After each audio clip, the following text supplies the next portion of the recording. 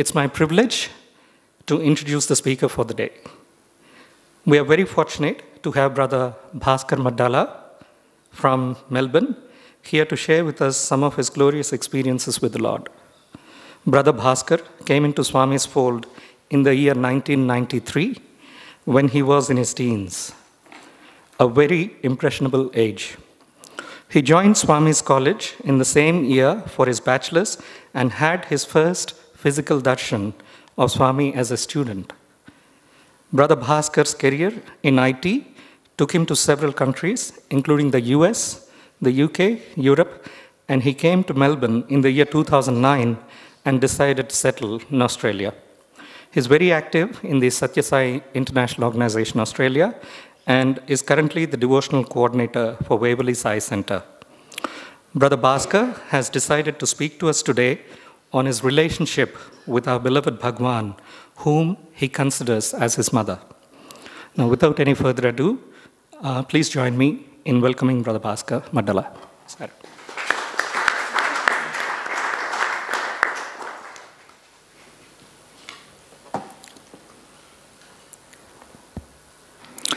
Om Shri Sai Ram. Offering my humble pranams at Sai Ma's lotus feet. Respected elders, dear brothers and sisters, and loving children, Sai Ram. When someone actually asks me what were the best time of my life, I always say, and this is genuinely there, the 3 years which I studied at Swami's institution in Vrindavan was the best ever time of my life. You know, there are so many memories, so many experiences, and we were at Swami's lotus feet throughout. I think that's the best time of my life. And those 3 years actually also helped me to be whatever I am today. And I'm still, of course, in the journey path towards Swami.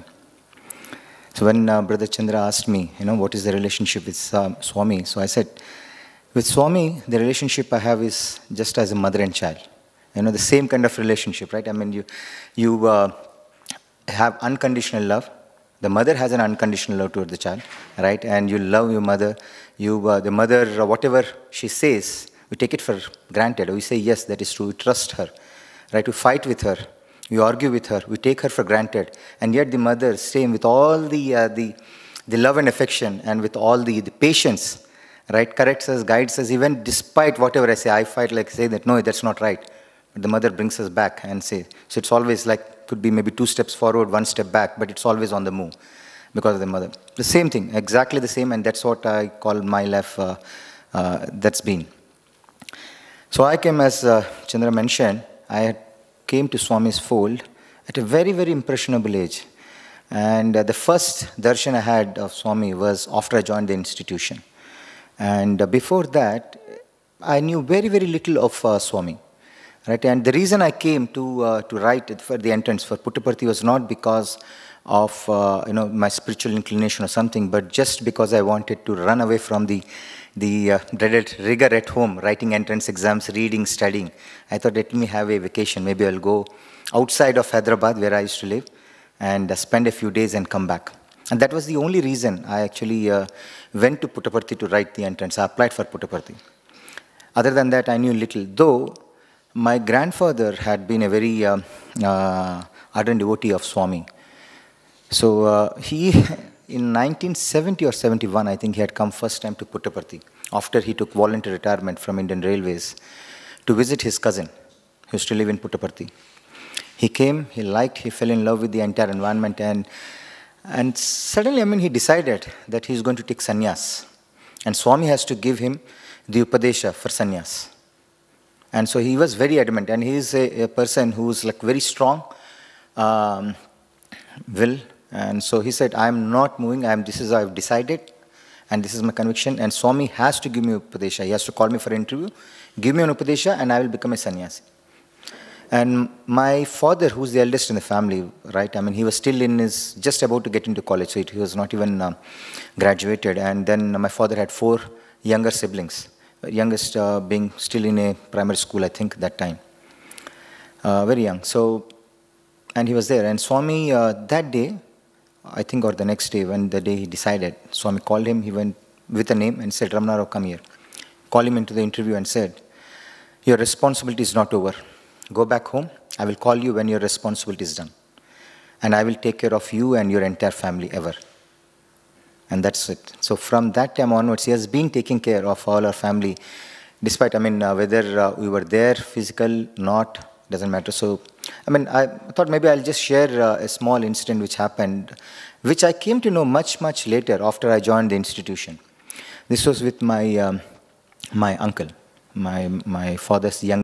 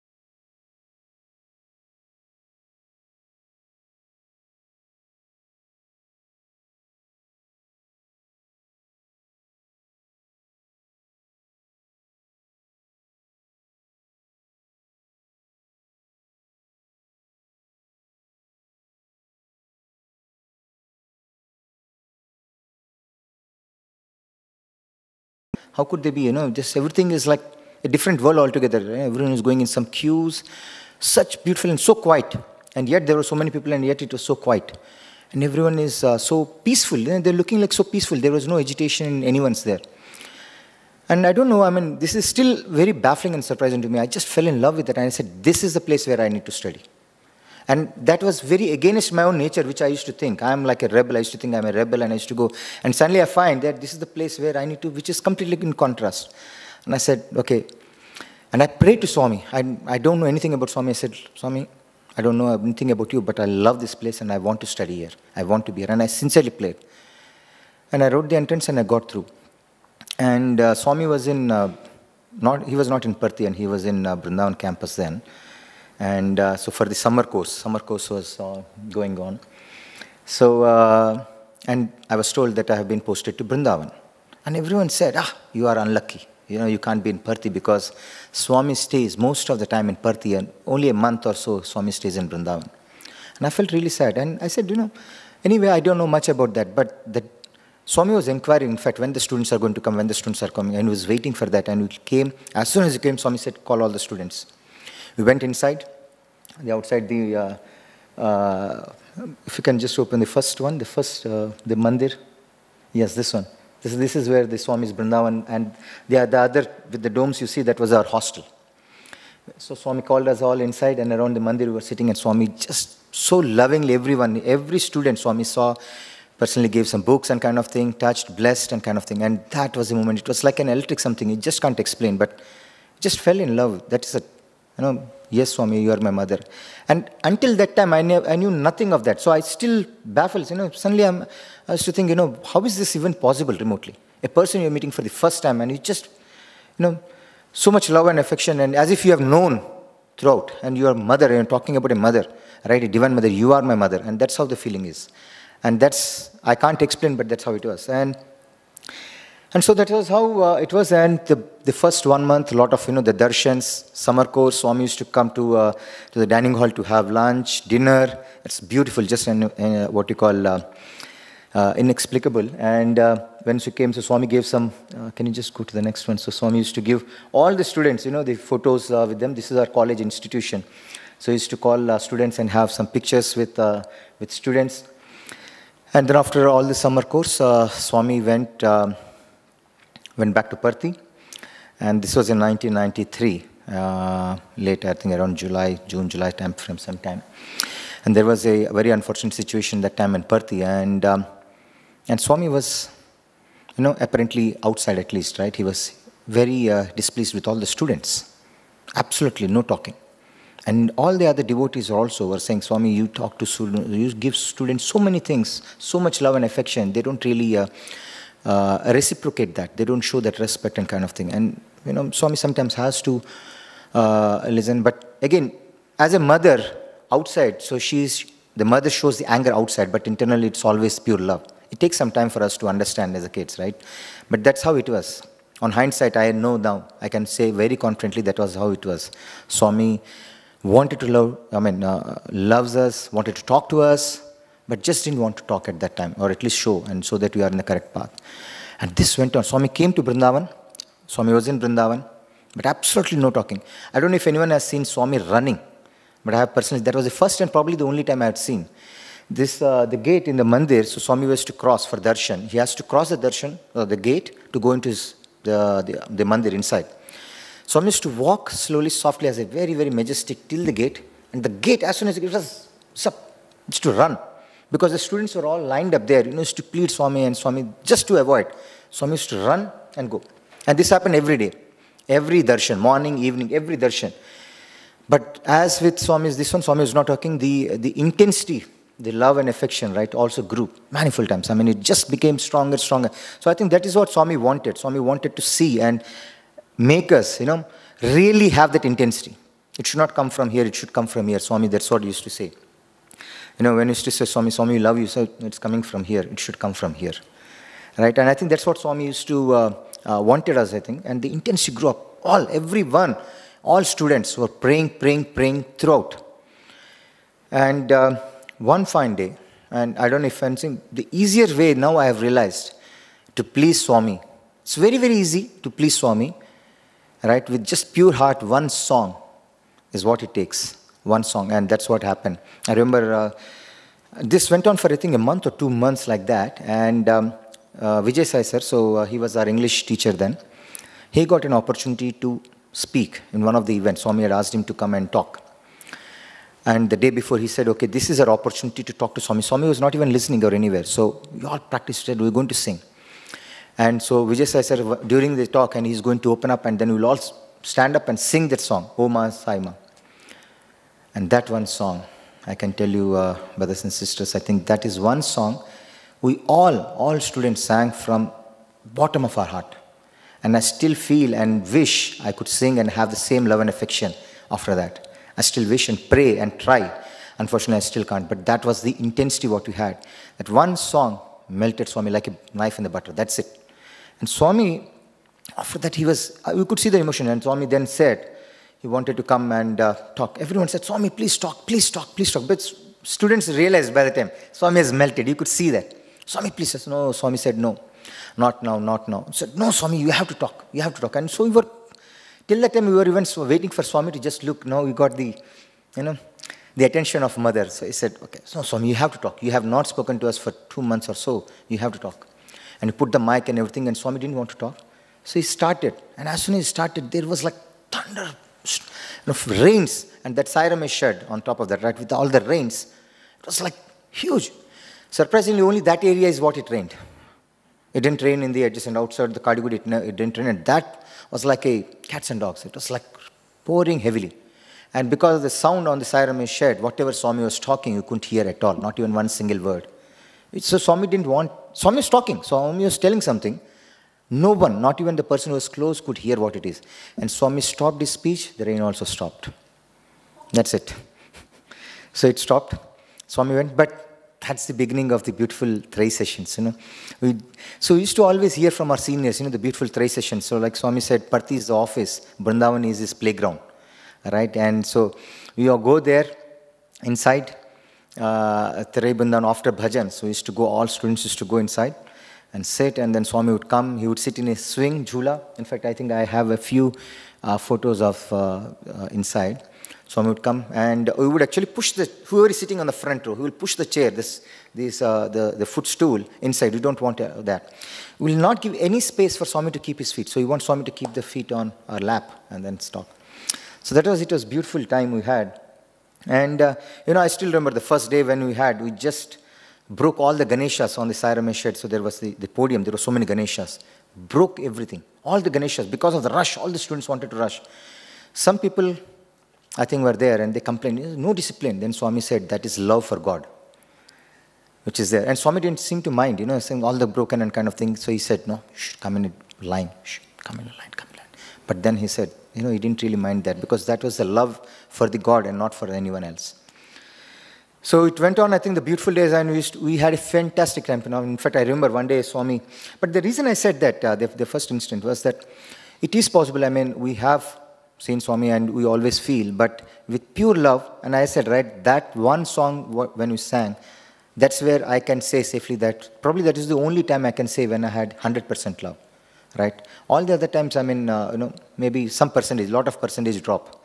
I still wish I could sing like that or with that intensity. But anyway, so, in the Trai sessions, I remember, for instance, one day Swami called warden, he said, all the boys, they're getting skinny. What are you feeding them? Swami, you feed all give them good food. Where? No ghee. You're not giving. So I said, Swami, yogurt. What yogurt? White rice. It is all white water. All the Swami said, no, you need to feed. Look, all the boys, they came here good, now they're becoming skinny. So the tender love and affection. Swami gave all the ghee, sweets. He used to send everything and anything. So going on, I think this is what happened. And I said, right, in my +2, I came from a very impressionable age and a lot of newfound freedom. So when I came here, it was a very different environment. And I was still getting a lot of bad thoughts. I just couldn't digest. I said, look, I don't know what to do. I'm sitting before Swami and kind of thing. And then I'm still thinking about so many other things outside there. It's not right. And I was very agitated by that. One other thing I took from, what Swami said.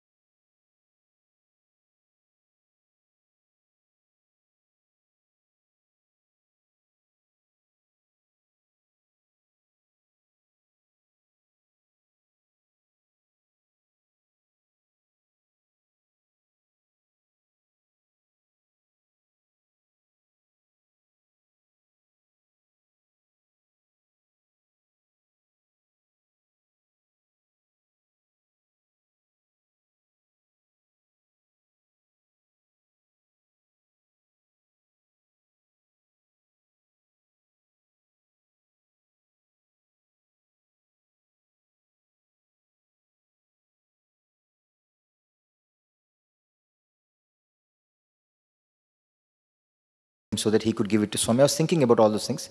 Swami's birthday celebration was on the Hillview Stadium, and Swami had just come. And I was walking down, and someone said, Swami is here already inside the mandir.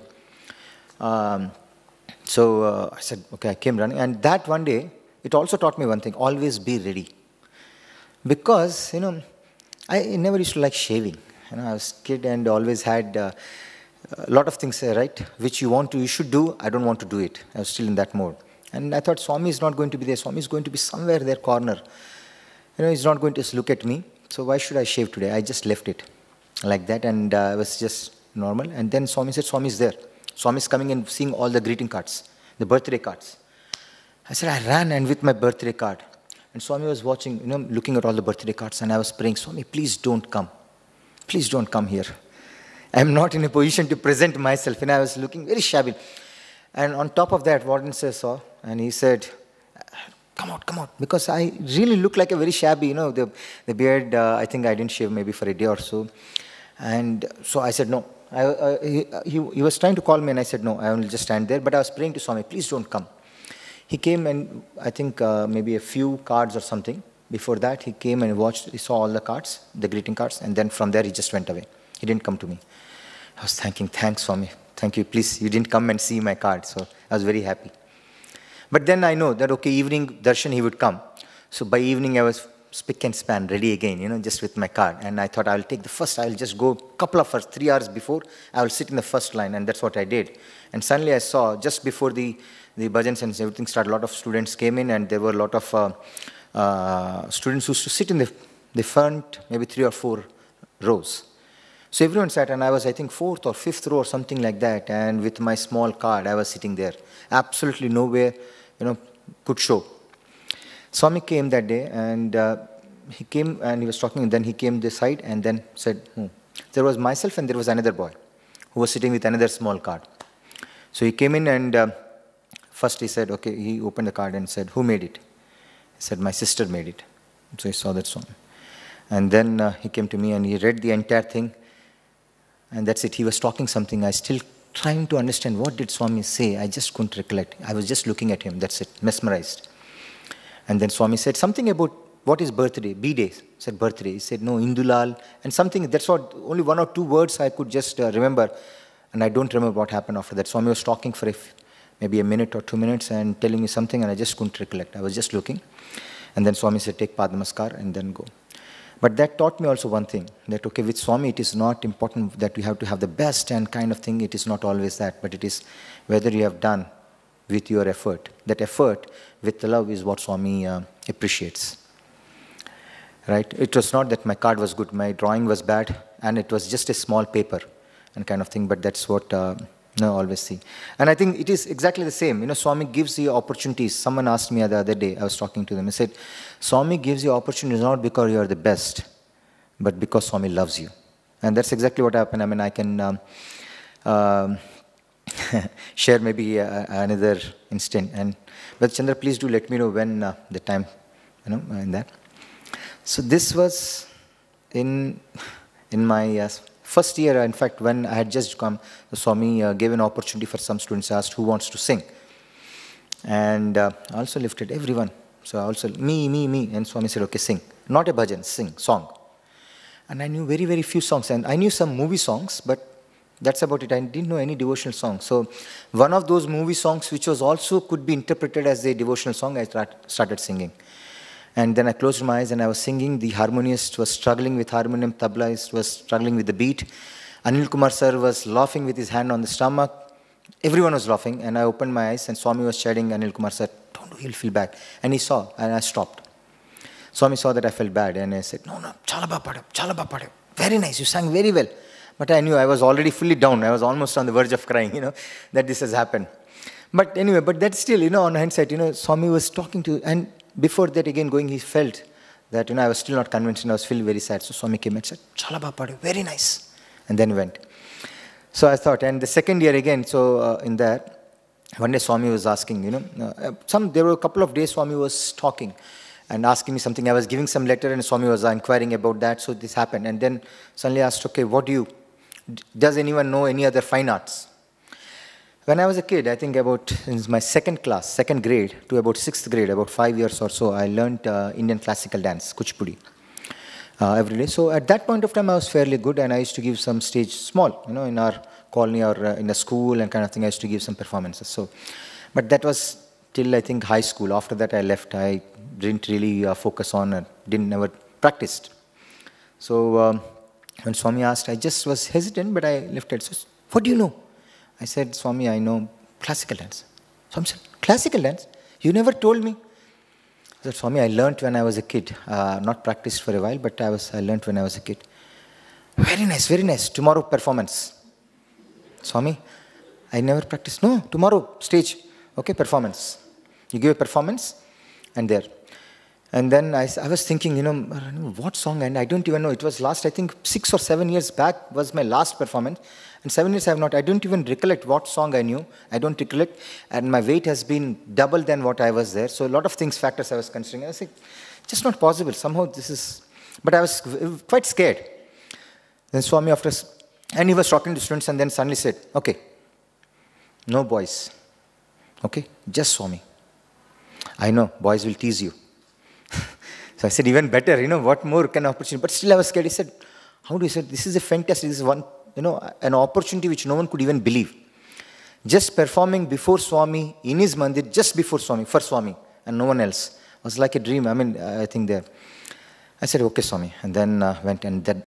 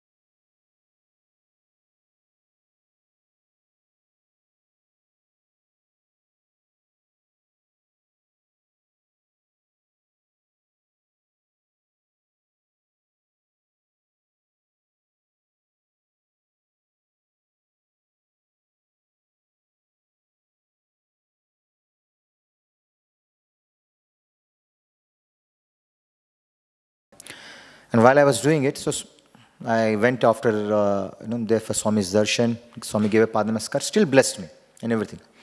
So my father is firm believer that, if you sit at home without doing anything, you're wasting your time. So even if preparation doesn't mean anything.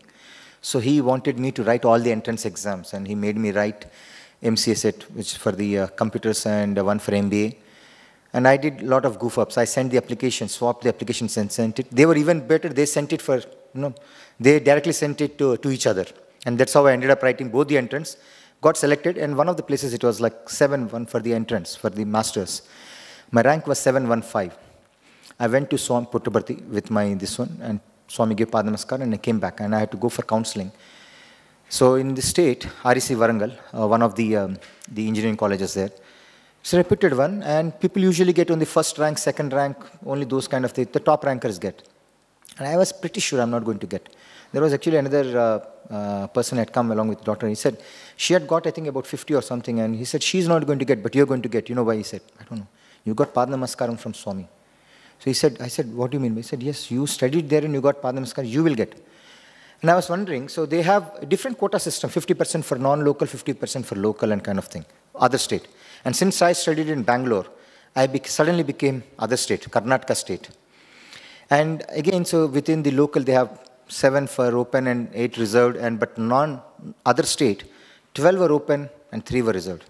And my rank, the rank where it stopped, the 12th position was 715. So mine was, because I stayed in Vrindavan, I became another state, and my rank was the last rank. That's it. That's where it stopped. And this is where, even though I went, I said, right, my monkey mind, I just, went and against what Swami had advised. But Swami still blessed and did that. And I think, Swami has been guiding me, blessing me after that. Even, for instance, the final year, I wanted to join one company, which was coming forth in the placement order, in the campus placements. And they used to take only the topper of the class. And I was somewhere the topper from the bottom. Just enough to barely be eligible to write the entrance. But I was confident. I said, Swami, I have to get this. You have to give me this. That's it. I don't want to do anything else. But because of some situation, because our campus placement coordinator said, if you have applied for some company, you have to prepare. And one of these companies, Wipro, I joined later. I wrote the entrance, got through. I don't know how. I went for the technical interview, and just before, I closed my eyes and prayed to Swami, Swami, what do I do? Swami said, go ahead, it's a good company. So I went for the technical interview. Again, pathetic interview. I didn't answer anything, whatever he has asked. Nothing, literally. Still he selected me. I still wonder why. And all my classmates who actually answered everything else, they couldn't go through. And I didn't answer anything. Sent me for the personal interview. Personal interview also same thing. I was trying to do everything in my, my capacity to ensure that she doesn't select me, and she still selected me, and I got through. But the funny thing is, the final, the company which I was talking about where I wanted to go, they selected the topper of the BTech, the engineering side, the topper. But before he could join, they sent him a regret letter because the company went bust the same year. So, a lot of things one of the things I started, right? We take Swami for granted.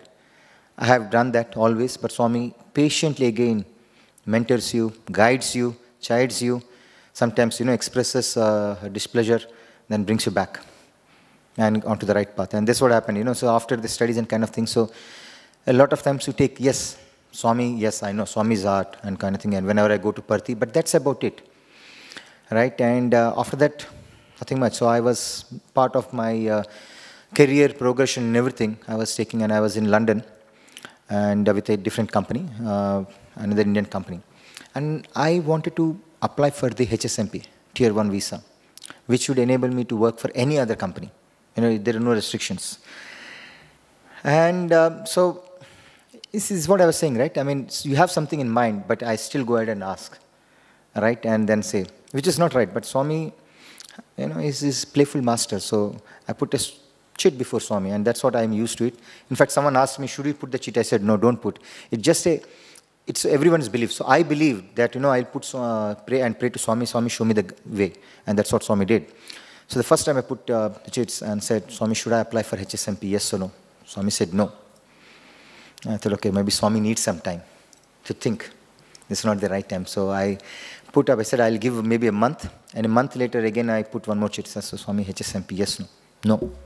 Again, no. I said, okay, maybe Swami means that not now. Maybe a little later. So 15 or a few weeks later, again I put one more chit. No. Few weeks later, again I put in, no. 5 times, no. 6 times, I think Swami gave up. He said, this guy is idiot, so he's not going to listen. Let me say yes. And Swami said yes. The moment he said that, I applied for HSMP. And Swami's grace is always there. So usually it's very tough to get. I got it within 3 weeks. It's like the equivalent of a PR, but kind of thing there. So I got it within 3 weeks, and I was so happy. I said, okay, I got it. And I will come to India now for a vacation. I had a scheduled plan to come to India for a vacation. So I came to India for my father's 60th birthday, Sashti Purti. 3 days into my vacation, my boss calls me, and literally pressures me to go to Australia. He said, you have to go to Australia. I said, I can't. I'm a UK employee. Why should I go? He said, no, I know that you can refuse, but please help me out. We both have been friends for so many years, and you have to help me out. So he literally brainwashed me. And finally, I had to agree. And said, what will happen to my family? I said, no, we'll work out something. So my family after that, and including myself, right? I mean, my family even didn't go back to London. They stayed back in India. I went back to London. I had only 3 days to just dispose of all the things. I couldn't even sell. I just had to give off my car, everything to friends, then come to Australia. And that was the last end of it. So didn't listen to Swami. Swami said, agreed, yes, fine. But then he knew. So, that also taught me that if you really ask Swami and what Swami says, follow. No point thinking about something and then asking Swami. I mean, I said, right, it's like a dog's tail, which can never get straight. I still did that many times later. I'm still realizing it now that, yes, it's a mistake. So I said, right, it's always 2 steps forward, 1 step back. It's always like that. So, this kept on happening. But Swami will always take care. One thing I've observed, and Swami said that, is that, help ever, hurt never. And when you do whatever you need to do and help, without expecting anything, Swami will come.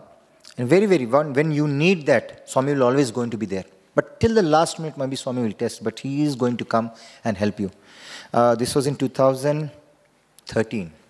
So I was with this company after Infosys, so I joined another company, HP in Australia, where I was doing the same work, but for a different company. So I was managing a decent, one of the customers' account.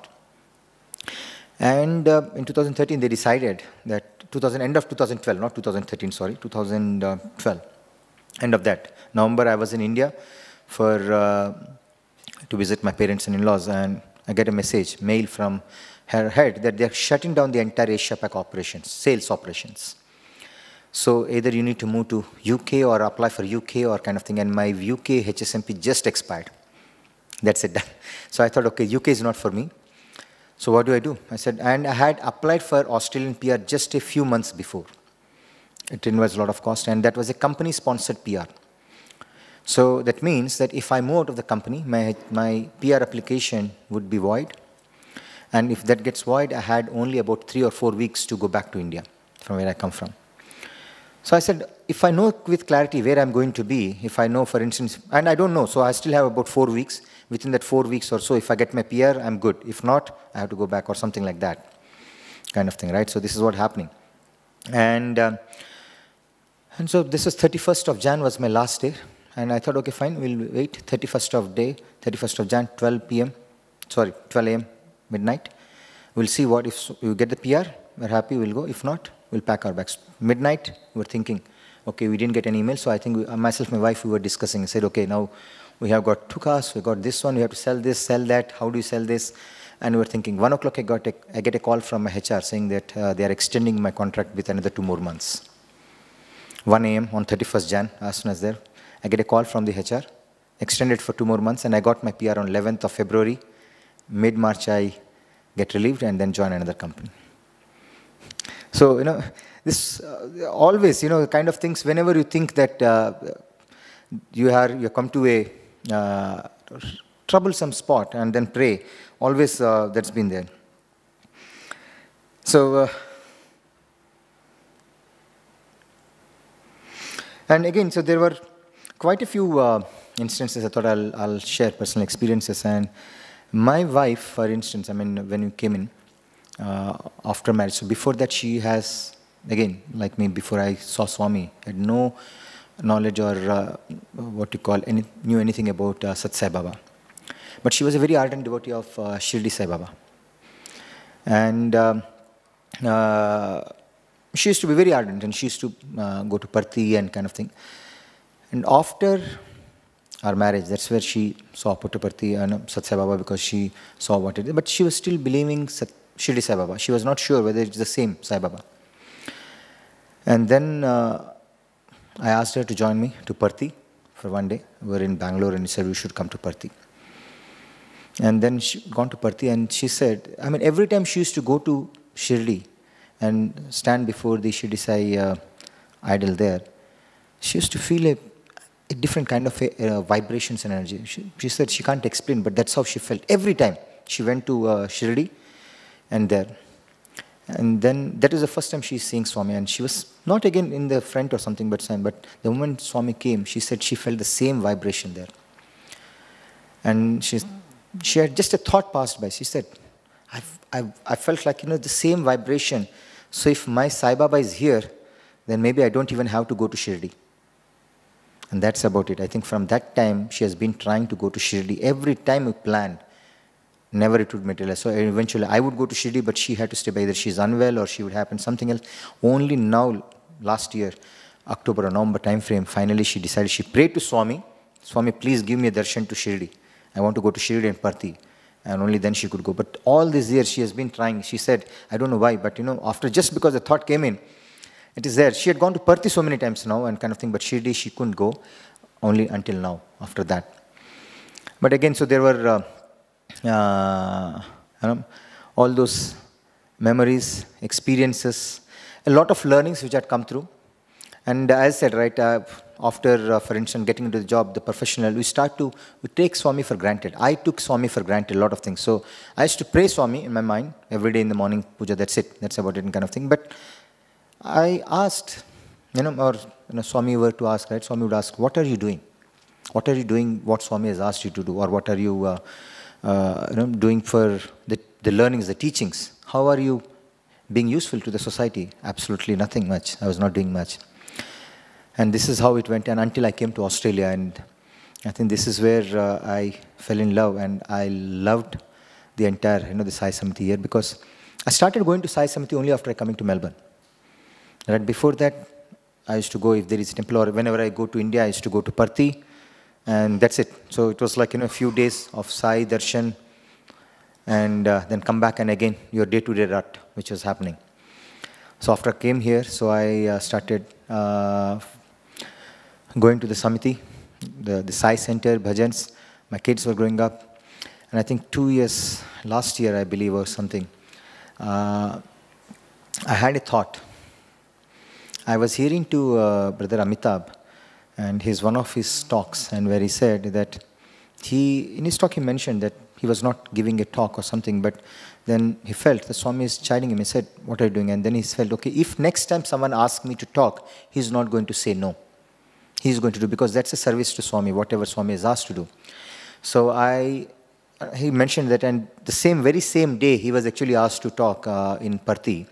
I don't remember the event for which he was talking. I think maybe the New Year or the thing. And I was listening to that, and I thought, okay, fine, I think this is something what Swami also expects. Do something small. And that is not for someone else, but only for myself, because I wanted to grow in my own spiritual journey, to see how I could grow. And to do that, I have to really put in some effort. If there is no effort from my side, what's the point? I mean, there is nothing which will come up. Right? Whatever Swami had given, the opportunities, the learning and kind of thing, until I put into practice some little steps, baby steps, but at least I have to do that. I'm already late. And that very day I thought, okay, if someone asks me for any activity, Swami is this one activity and kind of thing, at least let me not say no. I'll put it. And that very day, I've been asked to get into, or at least, they nominated and asked if I would like to be a office-bearer, devotional coordinator or something for the Sai Center. I said yes. So I said, that was my just humble beginning. I said, okay, let me do whatever in my limited capacity to serve Swami. And it's not even serving Swami, actually I'm helping myself, because as part of the devotional things, even before we start putting up in something, I had to put put into practice for myself. A lot of things. Like one of the day I remember we were doing this 30-day, what you call practice. All the youth were doing.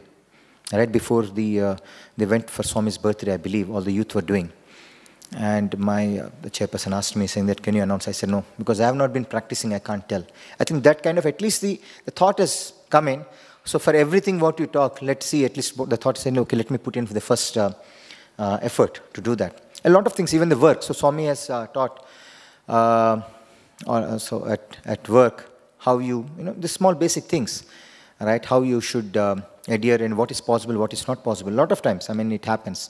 For instance, I was in sales and I used to think, how is it possible? I used to just hate my work in the sales because I had to tell lies. Lies in the sense, if someone asks me, do you have this expertise? It's a big organization. I don't even have a clue, but I have to say yes. I used to think, how can I say no? And if I say no, will the customer give me any work?